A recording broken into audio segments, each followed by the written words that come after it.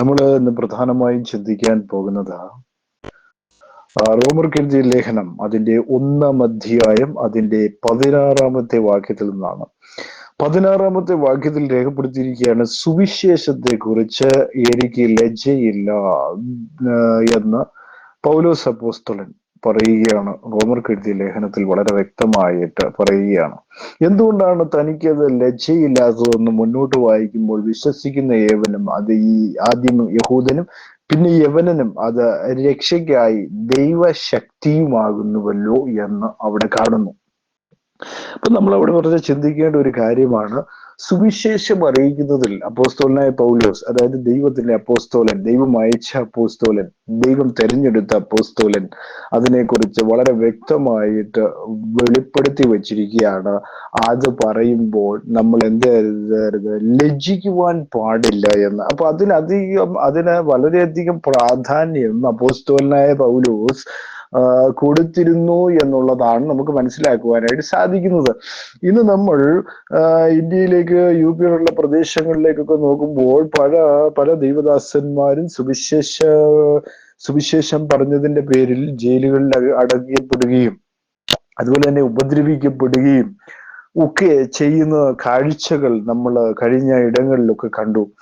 അപ്പോ ഇത് നമ്മൾ മനസ്സിലാക്കേണ്ട ഒരു കാര്യം, പല ദൈവദാസന്മാരും എന്ത് ചെയ്യാൻ പാടില്ല, സുവിശേഷം അറിയിക്കുന്നതിൽ എന്താണ്, ലജ്ജിക്കുവാൻ പാടില്ല. കാരണം ഇത് ദൈവത്തിന്റെ വചനമാണ്, അത് നിങ്ങളെ പരമേൽപ്പിച്ചിരിക്കുകയാണ്. അതിന് നിമിത്തം കിട്ടുന്ന ഉപദ്രവങ്ങളും പീഡകളും വേദനകളും കഷ്ടം സഹിക്കുവാനായിട്ട് അപ്പോസ്തലനായ പൗലോസ് നമ്മളെ ഓർമ്മപ്പെടുത്തുന്നുണ്ട്. പലപ്പോഴും അപ്പോസ്തലന്റെ ജീവിതം തന്നെ എടുക്കുമ്പോൾ തന്നെ നമുക്ക് മനസ്സിലാക്കാൻ കഴിയുന്നു, വളരെയധികം വേദനകളിലൂടെയാണ് അപ്പോസ്തലൻ കടന്നുപോയതായി അപ്പോസ്തലൻ തന്റെ ലേഖനങ്ങളിൽ രേഖപ്പെടുത്തി വച്ചിരിക്കുന്നത് നമുക്ക് കാണാൻ കഴിയുന്നു. എന്നിട്ടും പൗലോസ് അപ്പോസ്തലന് യാതൊരുവിധ ലജ്ജയും ഉണ്ടായിരുന്നില്ല. കാരണം അത് ദൈവത്തിന്റെ ശക്തിയാണ്, ദൈവം തന്നിൽ പരമേൽപ്പിച്ചിരിക്കുന്ന കർത്തവ്യമാണെന്ന് തനിക്ക് ബോധ്യമായപ്പോൾ താൻ സുവിശേഷം അറിയിക്കുന്നു എന്നുള്ളതാണ് തനിക്ക് അതിനെക്കുറിച്ച് പറയുവാനുള്ള കാര്യം. കാരണം അത് ദൈവശക്തിയാണ്, അത് ദൈവത്തിൽ നിന്ന് വരുന്ന വചനങ്ങളാണ് താൻ പ്രസ്താവിക്കുന്നതെന്ന് വളരെ വ്യക്തമായി തന്നെ ദൈവം ഏൽപ്പിച്ചിരിക്കുന്ന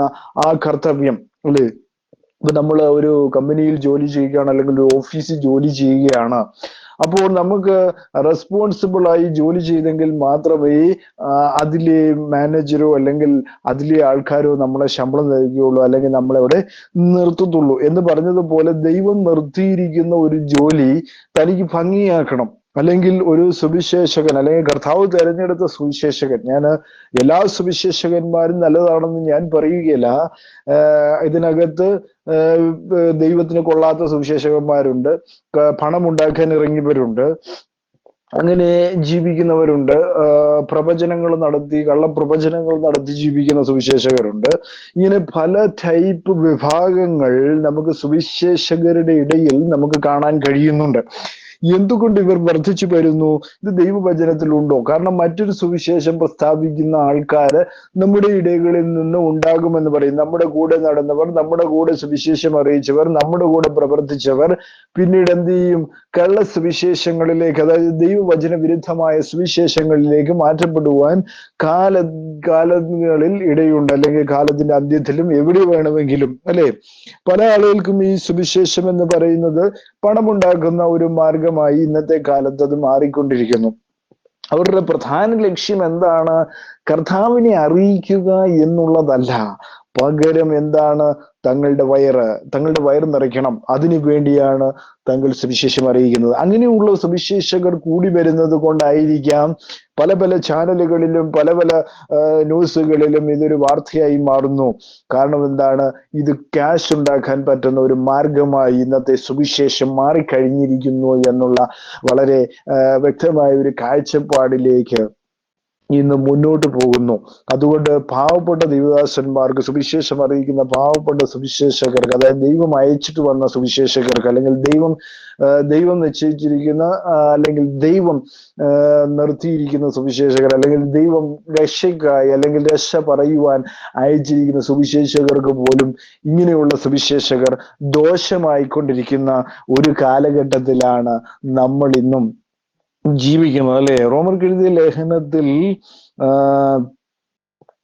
പൗലോസ് അപ്പോസ്തലൻ വളരെ വ്യക്തമായിട്ട് പറയുകയാണ്, സുവിശേഷം അറിയിക്കുന്നതിൽ എന്ത് ചെയ്യരുത്, നിങ്ങൾ ലജ്ജിക്കുവാൻ പാടില്ല.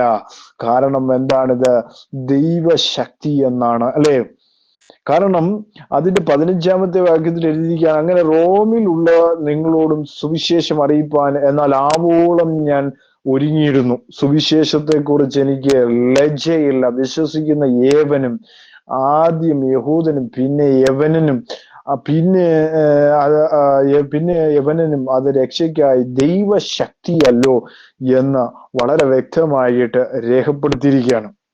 മത്തായിയുടെ സുവിശേഷം 10-ാം അധ്യായം അതിന്റെ 5 മുതലുള്ള വാക്യങ്ങളിലേക്ക് വരുമ്പോൾ, 5 മുതൽ 6 വരെയുള്ള വാക്യങ്ങൾ, 5-ാമത്തെ വാക്യത്തിൽ എഴുതിയിരിക്കുന്നത് ഇങ്ങനെയാണ്: ഈ 12 പേരെയും യേശു അയക്കുമ്പോൾ അവരോട് നിർദ്ദേശം നൽകാൻ, ജാതികളുടെ അടുക്കൽ പോകാതെയും ശമരിയുടെ പട്ടണത്തിൽ കടക്കാതെയും ഇസ്രായേൽ ഗൃഹത്തിലെ കാണാതെ പോയ ആടുകളുടെ അടുക്കൽ തന്നെ ചെല്ലുവേൻ എന്ന് അവിടെ പറയുന്നു. അപ്പൊ 5 മുതൽ 6 വരെയുള്ള വാക്യങ്ങളിൽ വളരെ വ്യക്തമായിട്ട് പറയുകയാണ്, എന്താണ്? 12 പേര് യേശു കർത്താവ് അയക്കുമ്പോൾ എന്താണ്? ജാതികളുടെ അടുക്കലേക്ക് പോകണ്ട എന്ന് പറഞ്ഞു.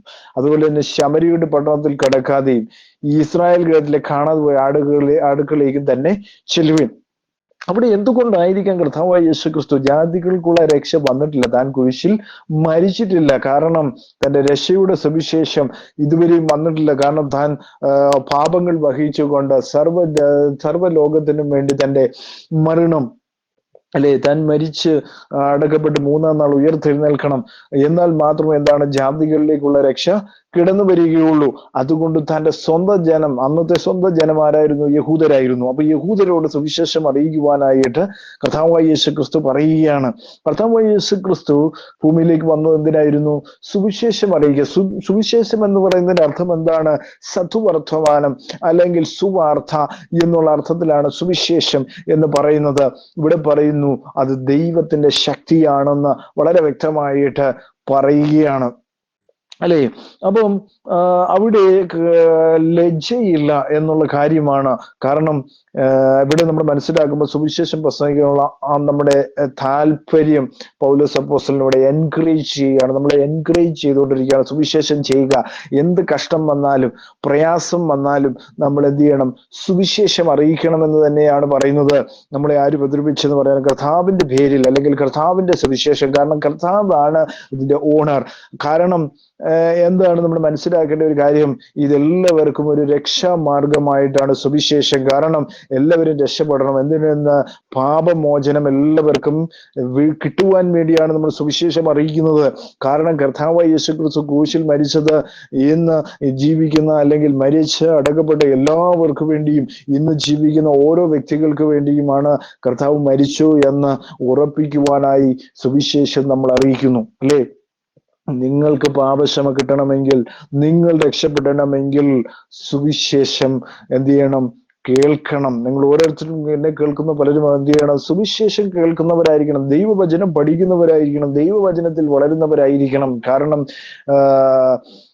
അവിടെയാണ് കർത്താവ് നമുക്ക് വേണ്ടി പ്രവർത്തിക്കുന്നത്, അല്ലെ? ഇവയെല്ലാം അപ്പൊ അവിടെയാണ് ദൈവശക്തിയാണെന്നാണ് പറയുന്നത്. പ്രവൃത്തികൾ 4:12 നമ്മൾ വായിക്കുമ്പോ, പ്രവൃത്തികൾ 4:12 വരുമ്പോ 4-ാം അധ്യായം അതിന്റെ 12-ാമത്തെ വാക്യത്തിൽ രേഖപ്പെടുത്തിയിരിക്കുകയാണ്.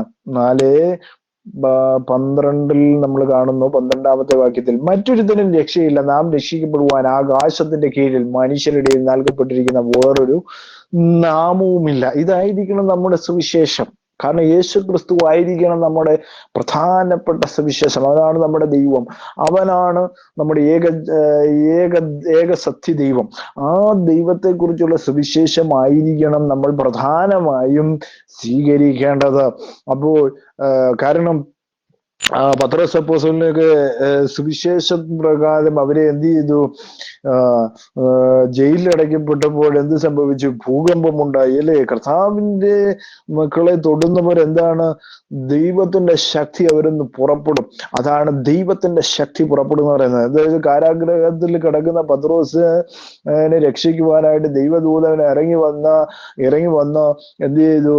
അവിടെയുള്ള എന്ത് ചെയ്തു? സൈന്യാധിപന്മാർ പോലും ഇങ്ങനെ അനങ്ങാതെ നിന്നു എന്നാ പറയുന്നത്. അപ്പോ സുവിശേഷത്തിന്റെ ശക്തി ഒന്ന് ആലോചിച്ച് നോക്കിയേ. വളരെയധികം സുവിശേഷം അറിയിക്കുന്നത് കൊണ്ട് അത്ഭുതങ്ങൾ ഉണ്ടാകാം, അടയാളങ്ങൾ ഉണ്ടാകാം, എല്ലാം ഉണ്ടാകാം. പക്ഷേ അത്ഭുതങ്ങളുടെ പുറകെ പോകുന്നതിലല്ല, കർത്താവായ യേശു ക്രിസ്തുവിന്റെ പുറകെ പോകുന്നതിലാണ് നമുക്ക് കാര്യമുള്ളത്. അല്ലാതെ അത്ഭുതങ്ങളുടെ അടയാളങ്ങളുടെ അവിടെ അത്ഭുതമുണ്ട് അല്ലെ? ഏറ്റവും കൂടുതൽ ഇന്നത്തെ വലിയൊരു തട്ടിപ്പാണ് അവിടെ അത്ഭുതമുണ്ട്. അത്ഭുതം നടക്കുന്ന സുവിശേഷങ്ങളിലൊന്നും നമ്മൾ എന്ത് ചെയ്യരുത്? പോകരുത്. കർത്താവായ യേശു ക്രിസ്തുവിനെ പിൻപറ്റുന്നവരായിരിക്കണം. അവനോടായിരിക്കണം നിങ്ങളുടെ കൂട്ടായ്മ സുവിശേഷത്തിൽ. അല്ലാതെ അത്ഭുതം കണ്ടു അല്ലെങ്കിൽ അവിടെ അടയാളം കണ്ടു അല്ലെ? ഇന്നത്തെ ഒരു വലിയൊരു വരുന്ന പല ആളുകളുടെയും പണം ഉണ്ടാക്കാൻ വേണ്ടിയുള്ള വലിയൊരു പോസ്റ്ററാണ് ഇങ്ങനെ അത്ഭുതങ്ങൾ നടക്കുന്നു, കർത്താവായ യേശു ക്രിസ്തു വന്ന് അത്ഭുതം ചെയ്യുന്നു. കർത്താവായ യേശു ക്രിസ്തു അങ്ങനെ വന്ന് അത്ഭുതം ചെയ്യേണ്ടപ്പോ പോസ്റ്റർ അടിച്ചിട്ട് വന്ന് അത്ഭുതം ചെയ്യുന്ന ആളല്ല. നിന്റെ ജീവിതത്തിൽ പാപമോചനം തരുവാനാണ് കർത്താവായ യേശു ക്രിസ്തു വരുന്നത്. അല്ലാതെ നിന്റെ ജീവിതത്തിൽ അത്ഭുതങ്ങൾ നടക്കാനല്ല.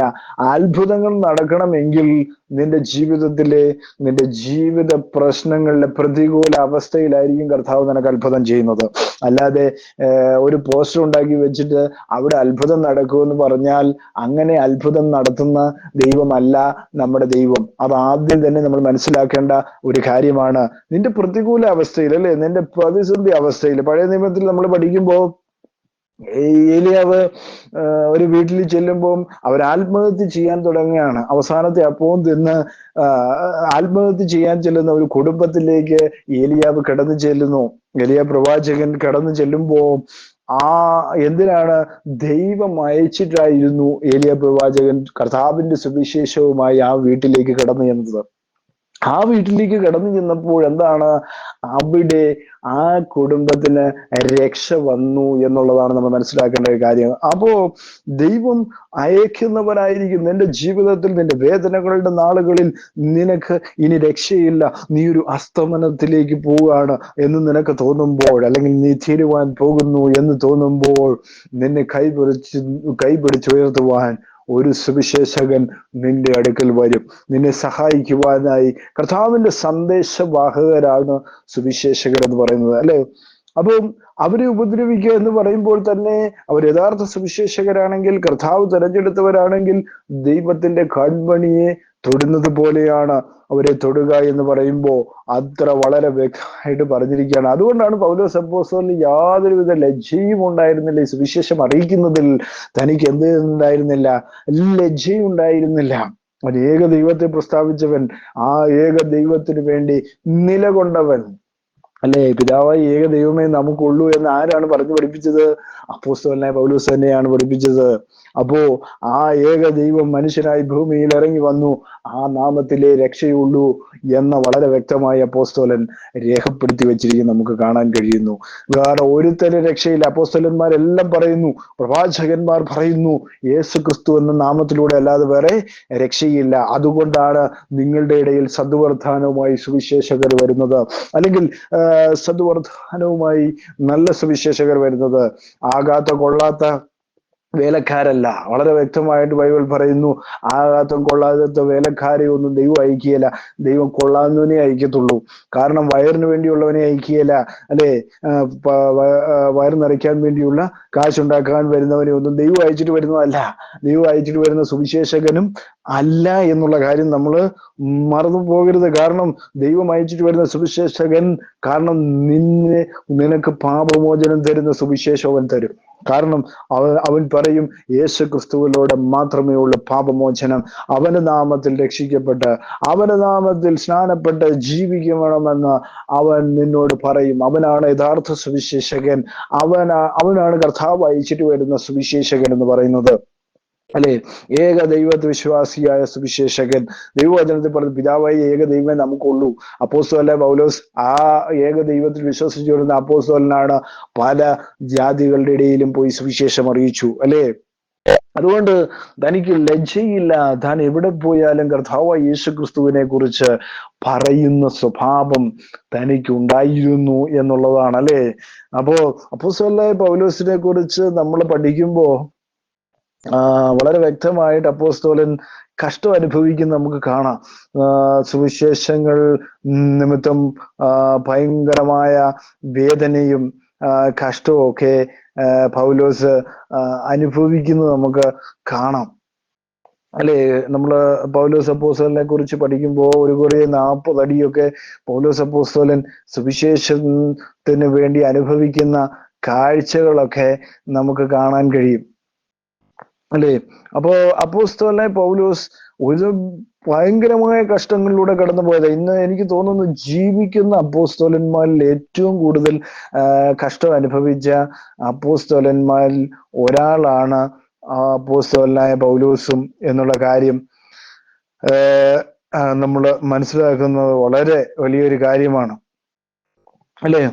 അപ്പോ 1 കൊരിന്ത്യർ 11:4 എഴുതിയിരിക്കുകയാണ്, ഒരുവൻ വന്ന് ഞങ്ങൾ പ്രസംഗിക്കാത്ത ഈ മറ്റൊരു യേശുവിനെ പ്രസംഗിക്കുകയോ നിങ്ങൾക്ക് ലഭിക്കാത്ത വേറൊരു ആത്മാവെങ്കിലും നിങ്ങൾ കൈക്കൊള്ളാത്ത വേറൊരു സുവിശേഷമെങ്കിലോ സ്വീകരിക്കുകയോ ചെയ്യുമ്പോൾ നിങ്ങൾ സഹിക്കുന്നത് ആശ്ചര്യം.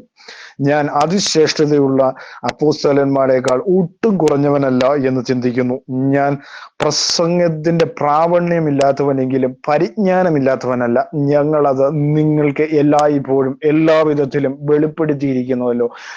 7-ാമത്തെ വാക്യത്തിൽ എഴുതിയിരിക്കുകയാണ്, അല്ലെങ്കിൽ ഞാൻ ദൈവത്തിന്റെ സുവിശേഷം നിങ്ങൾക്ക് സൗജന്യമായി പ്രസംഗിച്ചുകൊണ്ട് നിങ്ങൾ ഉയരേണ്ടതിന് എന്നെ തന്നെ താഴ്ത്തുകയാൽ പാപം ചെയ്യുമോ? നിങ്ങൾക്ക് ശുശ്രൂഷ ചെയ്യുവാൻ ഞാൻ മറ്റു സഭകളിൽ നിന്ന് ചിലവിന് വാങ്ങി അവരെ കവർന്നു. ഞാൻ നിങ്ങളോടൊപ്പം ഇരിക്കുകയും ആവശ്യം വരുമ്പോൾ ചെയ്തു തുക്കുകയും ആരെയും ഭാരപ്പെടുത്തുന്നില്ല. സഹോദരന്മാരെ, എന്റെ ആവശ്യങ്ങളിൽ സഹായമായി ഞാൻ എല്ലാ വിധത്തിലും നിങ്ങൾക്ക് ഭാരമായി തീർന്നവണ്ണം എന്നെ തന്നെ സൂക്ഷിച്ചു. മേലാൽ അങ്ങനെ തന്നെ ചെയ്യും എന്ന് അവിടെ കാണുവാനായിട്ട് സാധിക്കുന്നു എന്നുള്ളതാണ്. അപ്പോസ്തലനായ പൗലോസ് പറയുകയാണ്, ഇത് പണത്തിന് വേണ്ടിയുള്ളതല്ല, ഇത് ദൈവം സൗജന്യമായി നൽകുന്ന രക്ഷയെക്കുറിച്ച് പ്രസ്താവിക്കുന്ന സുവിശേഷമാണ്, അല്ലെ? താൻ ഇതിൽ നിന്ന് ഓഹരി ഉണ്ടാക്കുന്നില്ല. തനിക്ക് കൂടാരപ്പണി ഉണ്ടായിരുന്നു. താൻ കൂടാരപ്പണി ചെയ്താണ് അപ്പോസ്തലനായ പൗലോസ് ജീവിച്ചത്, അല്ലെ? അത് മനസ്സിലാക്കേണ്ട ഒരു തത്വം തന്നെയാണ്. അദ്ദേഹത്തിൽ നിന്ന് നമ്മൾ പഠിക്കേണ്ട ഒരുപാട് പാഠങ്ങളുണ്ട്. ഇന്നത്തെ സുവിശേഷകർ വളരെ അധികം പഠിക്കേണ്ട ഒരു കാര്യമുണ്ട്, അല്ലെ? അപ്പോസ്തലനായ പൗലോസിന് സുവിശേഷം അറിയിക്കാൻ ലജ്ജയില്ല എന്ന് പറയുമ്പോൾ തന്നെ 2 കൊരിന്ത്യർ 12-ാം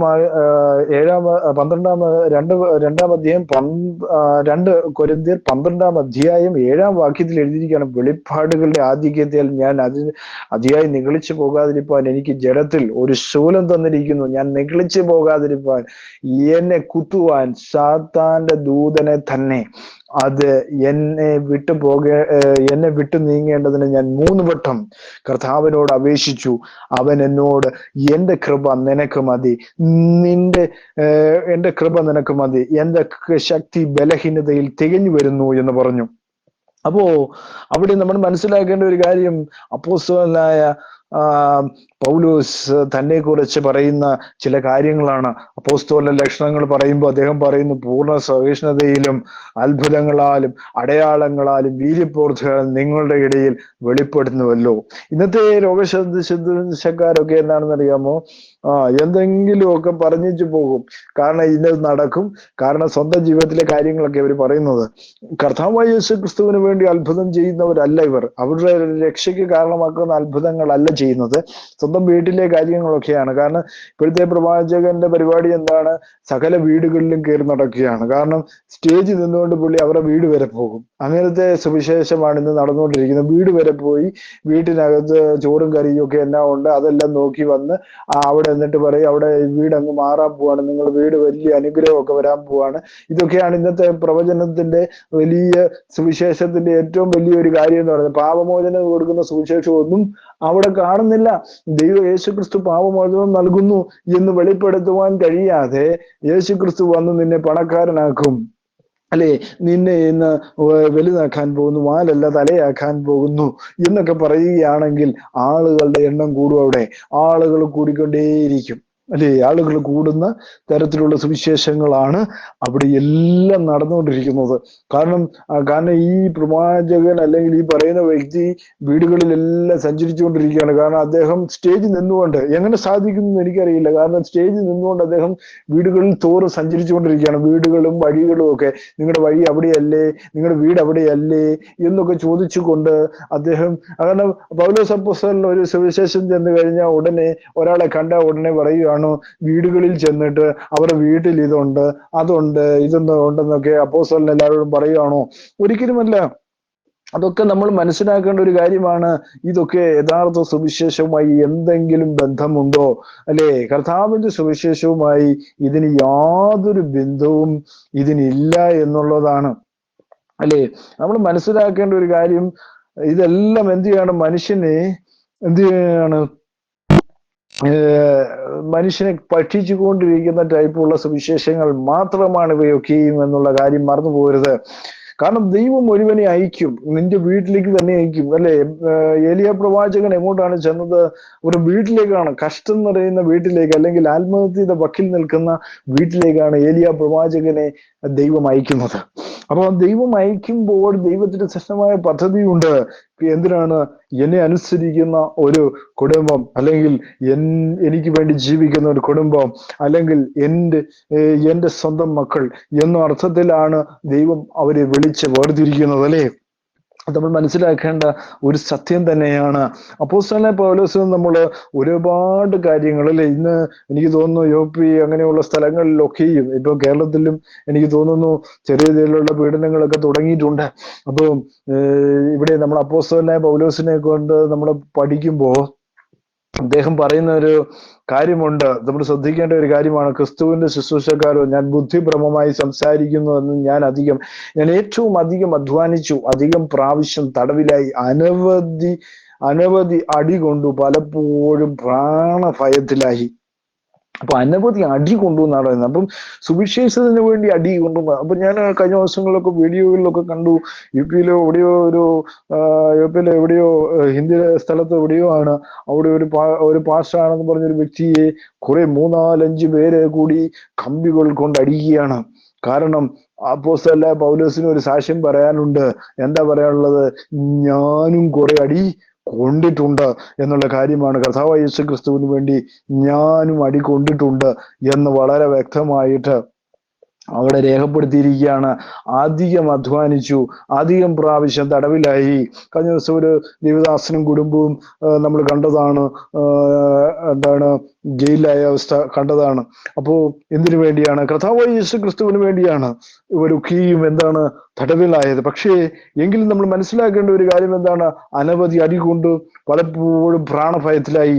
യഹൂദരാൽ ഞാൻ ഒന്ന് കുറേ 40 അടി 5 വട്ടം കൊണ്ടു, 3 വട്ടം കോലിനാൽ അടി കൊണ്ടു, ഒരിക്കൽ കല്ലേറ് കൊണ്ടു, 3 വട്ടം കപ്പൽ ചേതത്തിൽ അകപ്പെട്ടു, ഒരു രാപ്പകൽ വെള്ളത്തിൽ കഴിച്ചു, ഞാൻ പലപ്പോഴും യാത്ര ചെയ്തു, നദികളിലെ ആപത്ത്, കള്ളന്മാരുള്ള ആപത്ത്, സ്വജനത്താലുള്ള ആപത്ത്, ജാതികളാലുള്ള ആപത്ത്, പട്ടണത്തിലെ ആപത്ത്, കാട്ടിലെ ആപത്ത്, കടലിലെ ആപത്ത്, കള്ള സഹോദരന്മാരാലുള്ള ആപത്ത്, അധ്വാനം, പ്രയാസം, പലവട്ടം ഉറക്കിളപ്പ്, പൈതാഹം, പലവട്ടം പട്ടിണി, ശീതം, നഗ്നത എന്നീ അസാധാരണ സംഗതികൾ ഭവിച്ചുകൂടാതെ എനിക്ക് ദിവസേന സർവ്വസഭകളോടും കുറിച്ചുള്ള ചിന്താഭാരവും എനിക്ക് തിരക്കുമുണ്ട്.